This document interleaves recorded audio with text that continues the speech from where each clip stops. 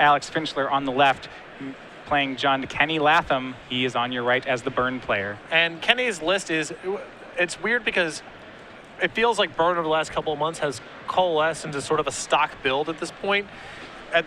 Kenny is playing 11 creatures, 4 Guide, 4 Eidolon, 3 Lavamancer, 4 Bolt, 4 Chain Lightning, 4 Lava Blast, 4 Rift Bolt, 4 Spike, 4 Price of Progress, 3 Searing Blaze, 2 Sulfuric Vortex. The only deviation from the deck list that I advocate is I like 4 Searing Blaze in the main and 1 Vortex. But otherwise, it's the same list. All right, game is underway. Turn 1 for Kenny Latham is going to be Grim Lavamancer. He passes back. Alex immediately can narrow it down to one of 2 decks here, either Blue-Red Delver or just Burn. And Deathrite Shaman is the play for Finchler. And Kenny Latham's willing to spend a Lightning Bolt on Deathrite Shaman to hit with Grim. Totally fine, in my opinion, given that there is a fetch land already in the graveyard. So Deathrite Shaman is pretty threatening in that spot. And the other alternative is just to say go, because you can't attack with your Lavamancer into the Deathrite Shaman. So it's not pretty, but the hand's kind of forced, in my opinion. Yeah, if Kenny had a second land that turn, he could have bolted Alex and Grim Lavamancered the Deathrite Shaman as a way to kill it. But you see, Kenny just stuck on 1 land here. But you had to keep 1-landers with Burn all the time. This is not uncommon. Right, when you look at his hand, he does have Eidolon of the Great Revel and Fire Blast in his hand, so plenty of sources of damage if he can find 1 more land, but nothing doing so far. He will suspend a Rift Bolt and pass the turn back. Alex with a heads-up play here, fetching the Forest. Getting your basics into play is so important against Burn because of Price of Progress. Especially for a deck like Jund that has to get to 4 mana to cast things like Bloodbraid Elf. And we'll see what Alex can deploy here. Against Burn, as a Jund deck, I would assume you're just looking for a fast clock in this matchup. Maybe something like Tarmogoyf.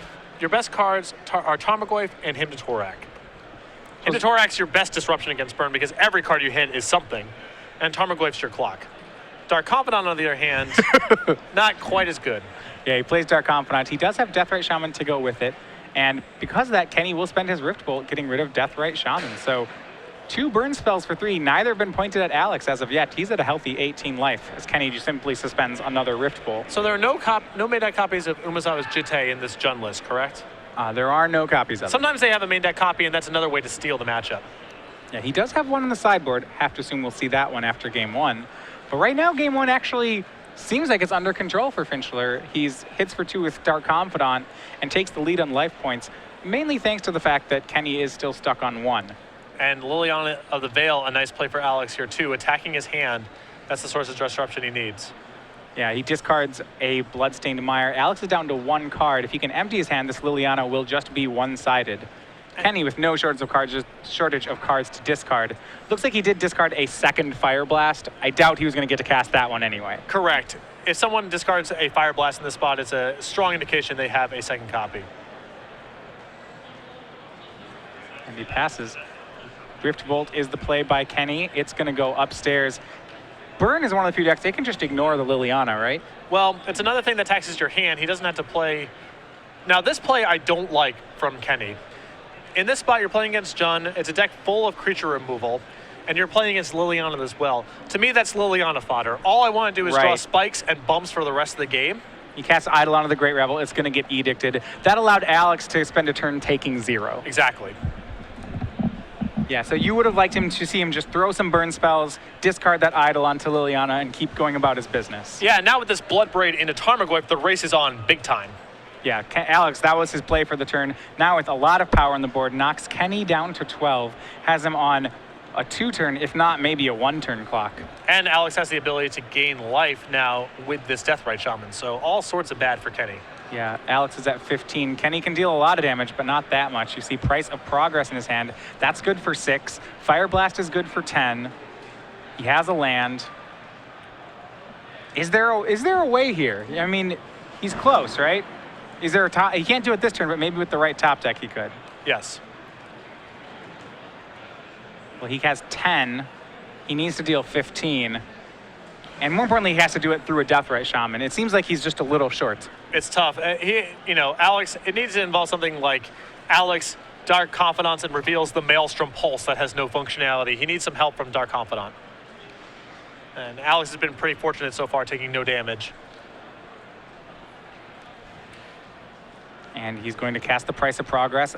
Good play by Latham, manages to do it while Alex is tapped out. One thing you often see players do against Burn is they leave up a wasteland so that they can waste their own non-basics in response to this card.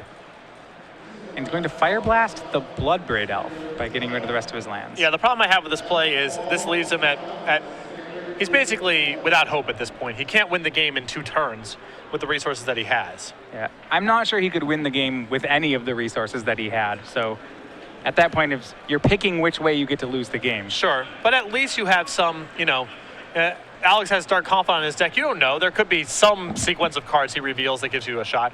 If he flips over Bloodbraid Elf on his last turn, it's not impossible. Alex will go down to 7 off that Dark Confidant trigger. Liliana goes up to 3, gets a Sulfuric Vortex out of Kenny's hand. Kenny also should have sacrificed the Arid Mesa first because it's 2 damage off the Price of Progress regardless. So not a lot to be gained by leaving the Arid Mesa in play. Yeah.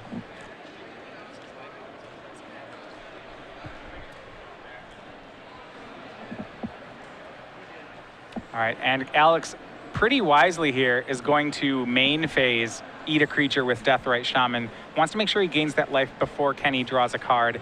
Kenny draws 1. It's not a 9-point burn spell, so game 1 will go to Alex Finchler.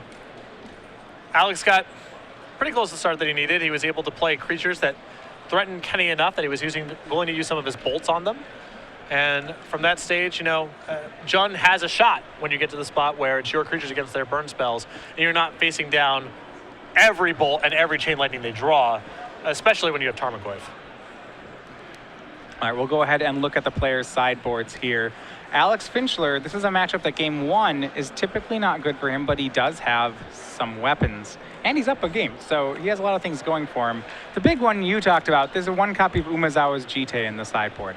It's great in this matchup. It's a good source of life gain. It forces Kenny to burn Alex's creatures instead of Alex. That would certainly be coming in. Also, cards like Scavenging Ooze or even Duress seem particularly good in this matchup. They're all excellent. There's some games where neither player presents a lot of creatures, or Alex is the only one with creatures and Kenny is choosing not to kill them, where Scavenging Ooze isn't great, but it's always fine, and sometimes it can run away with the game. The 2 Duresses and the Jite are excellent as well. All right, over on Kenny's side of the board, Burn is one of those very touchy decks. You have a sideboard, but you want to make sure you never board too much in any matchup. What is good for him here? Well, the cards I like in the sideboard the most are things like Smash the Smithereens, Sulfuric Vortex, Searing Blood, utility that also does damage. Things that are still burn spells. Those are the best cards on the board. Kenny's sideboard is a Pyroblast, a Elemental Blast, 2 Searing Bloods, 2 Smash the Smithereens, 2 Sulfuric Vortex, 2 Relic of Progenitus, 3 Ensnaring Bridge, 2 Vexing Gesture. I like the 2 copies of Relic because they're basically free and you're playing against Tarmogoyf and Deathrite Shaman, so those are easy to bring in. And I like the 2 copies of Searing Blood as well. You're playing against a deck that's creature base is Deathrite Shaman, Bloodbraid Elf, Dark Confidant. Those are all targets. And with your Relic of Progenitus, you can even get a Tarmogoyf. Yeah, and how do you feel about cards like Sulfuric Vortex in this matchup? There's 2 in his main deck and additional ones in his sideboard. If you're not boarding them in, does that mean you're boarding out the ones in your main? I can kind of take them or leave them in the matchup. On the play, I think the creatures in Kenny's deck are pretty solid against Jund because your Goblin Guy gets to connect at least once. Often it'll connect twice. When you're on the draw, the creatures get much worse because Alex is able to defend himself with things like Tarmogoyf and Lightning Bolt and so on a lot more efficiently. So it's one of those situations where on the play, I like to keep in my creatures. So things like Sulfuric Vortex, which are marginal, often either stay on the sideboard or you're not adding, you have 1 in your main, you're not adding any more out of your sideboard. And on the draw, some of those effects become a lot better simply because your creatures get much worse. Can't agree more here. So we are going to be setting up for game 2 here. I do side out my Goblin Guides a lot. If anything, I'd probably err on the side of siding them out too often. But against a deck like Jund, a lot has to go right for Goblin Guide to matter.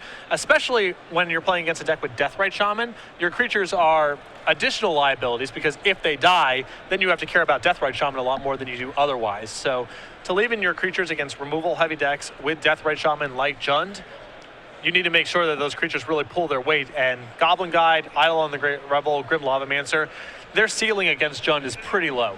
Now, how do you feel about this? Because here's what I've done when I've played Burn, but I'm no master of the deck.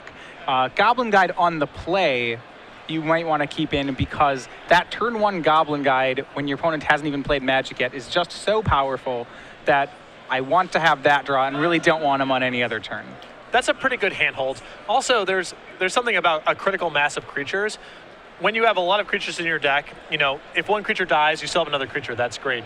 When you're already in the place where you're boarding out some of their creatures because they're not efficient in the matchup, even if your remaining creatures are good for the games, your opponent still has their Abrupt Decays and their Bolts or whatever, and they get to line up pretty efficiently. They have their 8 removal spells against your 8 creatures, and your creatures don't even have all this upside in the event that they survive. So once you're in the position where you're boarding out some of your creatures, it's usually correct to try to bail on most or all of them to try to dead your opponent's removal spells. Yeah, but with 11 creatures, you do have to keep in some of them. You don't want to go with an 11-card board plan. He doesn't have enough cards to bring in. You know, he has 15 sideboard cards. 2 of them are creatures to begin with. 2 of them are Red Blast. So already he has to leave in some of them. But sure. And your favorite one in this matchup would be Eidolon then? Grim Lavamancer. Combat can get rough against Jund because they are so good at blocking. And they are capable of damage racing. So the Eidolon triggers that you're generating do matter because they have bolts and blood braids and tarmogoyfs and so on. Yeah, Grim Lavamancer can also hold off an Umezawa's Jite for 1 turn if it needs to. Yep. And if they're walling up with Tarmogoyfs, it can be removal spells for Deathrite Shamans. It's the best of the bunch, but it's still, because they have so much removal, it's, whenever I have a Grim Lavamancer go unchecked against Jund, I feel like I got very lucky. It happens, but it's rare.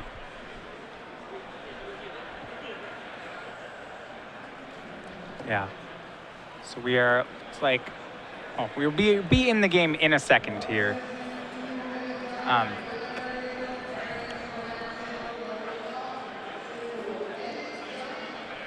So this is a matchup that's generally very solid for Burn in my mind, but it's not as favorable as some of the very non-basic land-heavy Delver of Secret Strategies. So even though Jund is still on the spectrum of positive matchups, because they do have better pressure and because they do have basic lands they can go get, unlike most Delver strategies, the matchup isn't quite as good as it is against most of those decks. If you remember, Alex Finchler, who is a competitor in our last Invitational Top 8, that's determining who's in the Players' Championship at the end of the year. That Invitational was won by Tom Ross defeating Reed Duke in the finals. He joins the cast of players in the finals of our other Invitational winners. So if we go back to season 1, we had our winner of the Invitational was Derek Sheets. He's been the first player in our Players' Championship. And Brian Bronduin, who we saw on camera last round, he locked up one of the first Players' Championship slots all the way back in March at Charlotte. Yeah, Derek Sheets win in the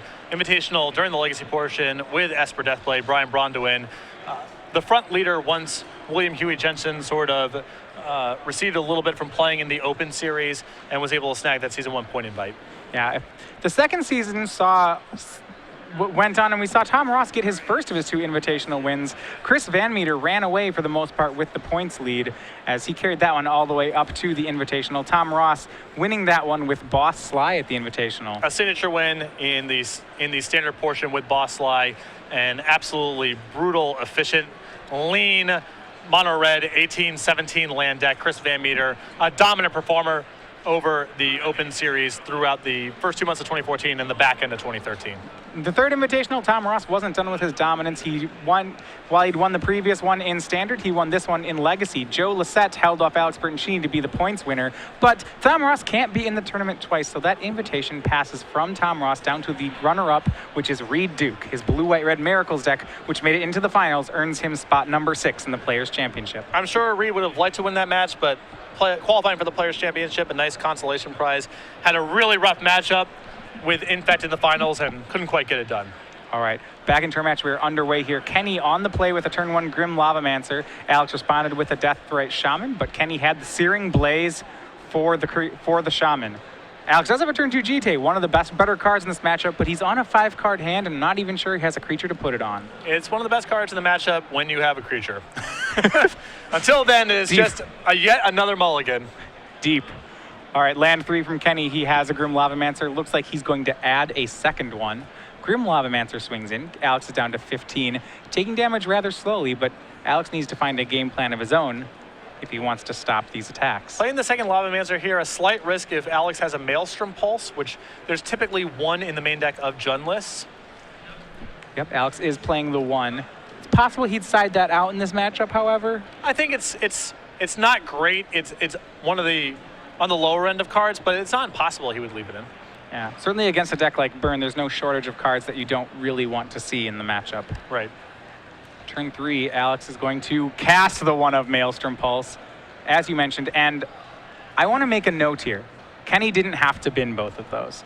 He had an oh, no, wait, the one at Summoning Sickness? Okay. But with a fetch land up, he could have simply passed the turn, which is possibly correct anyway, right, given his mana constraints and all that kind of stuff. And if he didn't swing, he could have left that 1 up, and then if a Maelstrom Pulse happened, he could have cracked the fetch land and had the Grim Lavamancer shoot itself. Correct. As it is, Alex gets both Grim Lavamancers, and Kenny is left with nothing but a Lava Spike to the face, putting Alex to 11. And here is Liliana. Kenny, we'll see what he does here. He played out land number 4, may regret doing that. So instead, what he's going to do is in response to the Liliana activation, he's going to dump his whole hand. That's Bolt and Fire Blast. 7 damage. Alex is down to 4. Yeah, if Kenny's hand is castable, I'm all about just going ahead and playing out that last land, because he needs it to be able to cast another Fire Blast off the top. I think he absolutely need to play that land there. There's no reason not to. And now if he has Sulfuric Vortex, or I don't know, you can always use the mana. It's better than not having it. Sylvan Library is the draw for Finchler. He's going to try to find a creature to stick that Jite onto, but he's going to have to do it quickly. Kenny drew Chain Lightning and puts Alex down to 1. And now there's actually a big consequence here because of the Jite. If Alex finds a creature, now Kenny not playing that land is really significant because he can't cast a Rift Bolt if he draws it, and he might just get hit by a Jite and lose the game. Liliana's going to plus it. Alex discards Punishing Fire, which means his top 3, the other 2 I can't imagine are creatures. No, that's not what he wanted to draw there. So discard, more land, something along those lines. Kenny on end step is going to fetch up a mountain, try to increase his chances of drawing into a burn spell. He gets Goblin Guide. Looks like it might be lethal, but Alex does have the Grove of the Burn Willow's Punishing Fire that he set up, is able to knock down the Goblin Guide. Didn't even bother revealing, knew it wasn't a land on top. So Finchler still alive at 1. Not the place you want to be against Burn, but still playing. Just got to find a creature, that's the thing. Absolutely.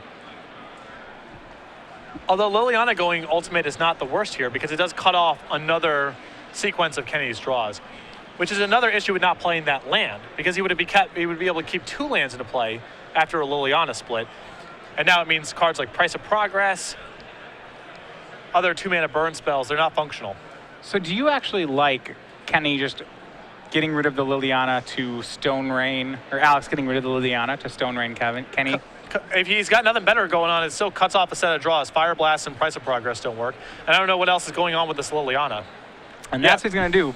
One of the world's most expensive Stone Rains. He draws a card there. And it's Bloodstained Mire for Kenny. Alex gets to continue fighting. And now he goes to work on Kenny's life total.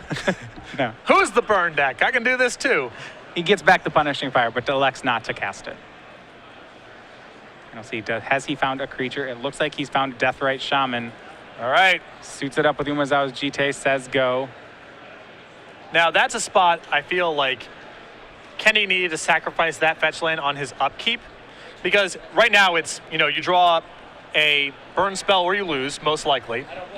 And if you sacrifice the fetch land in the upkeep, you do thin out your deck, and it still leaves Searing Blaze as a live draw because you fulfilled the landfall requirement. Yeah, but now Alex is going to get to connect with an Umezawa's Jite. It looks like Kenny missed on a burn spell again. And with 2 Jite counters, Kenny's going to have a hard time burning Alex out anymore. He can't beat gaining 4 a turn. The only way that he can really proceed from here is finding a 3rd land and a Sulfuric Vortex if they're still in the deck. That shuts off the Jite, and then he can go from there. Or there's the off chance that he sided in his copies of Smash the Smithereens, which is unlikely but possible. Yeah, it is a 1 of Umezawa's Jite out of the Jund deck. It's the only artifact they play. So it's really unlikely, but it's not impossible, I suppose. Agreed. We'll see what Alex wants to do here. He has another Liliana. And he's going to go ahead and plus it. He discards a Punishing Fire. Kenny discards a Bloodstained Mire. And what almost seemed like a foregone conclusion for the burn deck is now turning toward the Jund player. Yeah. Had his draw steps to find something, but missed, and then once this starts happening, you're not coming back. Yeah, and in that case, the sequencing almost doesn't matter of how Kenny sequenced it because he simply didn't draw enough burn spells to do anything here. There is one thing he could have done, and I'm going to go ahead and back up here. I do believe there was an opportunity. So with the one turn he swung with Grim Lavamancer, he could have shot Alex with Grim Lavamancer. Which I think is the play he should have been doing anyway. Shooting and then not playing the second one. No, I think if you leave the first Lavamancer up, you can play the second one. Sure. And then so then you he gets to keep a Lavamancer. You get insurance against Maelstrom Pulse or Bile Blight. Maybe he has randomly, whatever the case may be. And it didn't look like he had anything to do with the mana or the graveyard. So that's a pretty good shot to get in a shot with your Grim Lavamancer. And he came up 1 point short. And that's something I think you'd have to have a lot of experience to know, is that a lot of times when you play a Grim Lavamancer, if you see a free 1 point of damage, you take it because you can have the 2 points later. But Legacy, you're saying, is a fast enough format that you take the 2 points as soon as you can get it. There's a lot of variables that go into, how I go about making that decision at various points. But in the spot that Kenny was in, against a deck like Punishing Jund, you only get so many opportunities again with your creatures. They're going to die so fast that with Lavamancer, you can't assume it's going to be in play for 5 turns. In those kind of matchups, you can attack and then, ping when it's convenient. But against them, you just have to get your shots in. Kenny trying to make a show of it here. He cast Searing Blood on the Deathrite Shaman. Is going to knock Alex down to 6. But since then, Alex has found a Tarmogoyf to suit that Umezawa's GT onto. And I just don't see Kenny ever getting back into this. No, it's... Again, he can still, I suppose, draw Sulfuric Vortex, but even then, Alex has the ability to split Sulfuric Vortex against lands with those Liliana, and that'll do it too.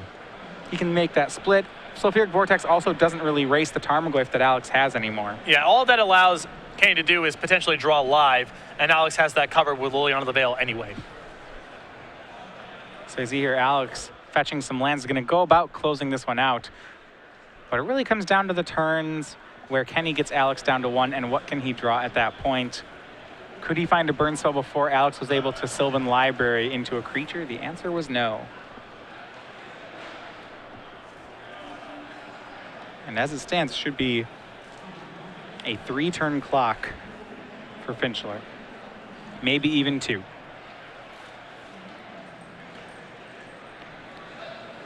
It looks like he has Bloodbraid Elf. That'll certainly make it a 2-turn clock. Yeah. Kenny at 19. Alex thought he's not going to cast that one on an empty hand.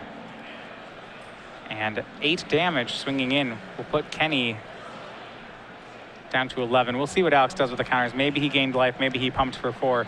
Either way, it doesn't seem to matter. He gained 4 life, went up to 13. Every mode is fine. And that means... You can see Alex kind of twiddling his thumbs a little bit, like, well, what did you draw, a spike or a bolt? It's kind of doesn't matter. When your opponent gains 4 life a turn, there are very few top decks that are worthwhile in the burn deck. See, Rift Bolt on the Bloodbraid Elf will buy Kenny a turn.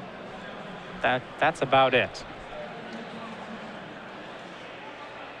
Alex did have lethal there with a swing, a pump from Jite, and getting back Punishing Fire off Grove. Now that Bloodbraid's gone, he'll likely need a second turn to do it.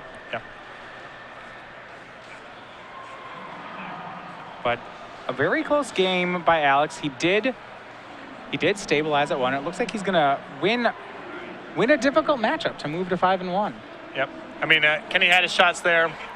Maybe he could have played a little bit more efficiently with some of his resources earlier on in the game. Definitely had some draw steps to find the win and just missed too many of them.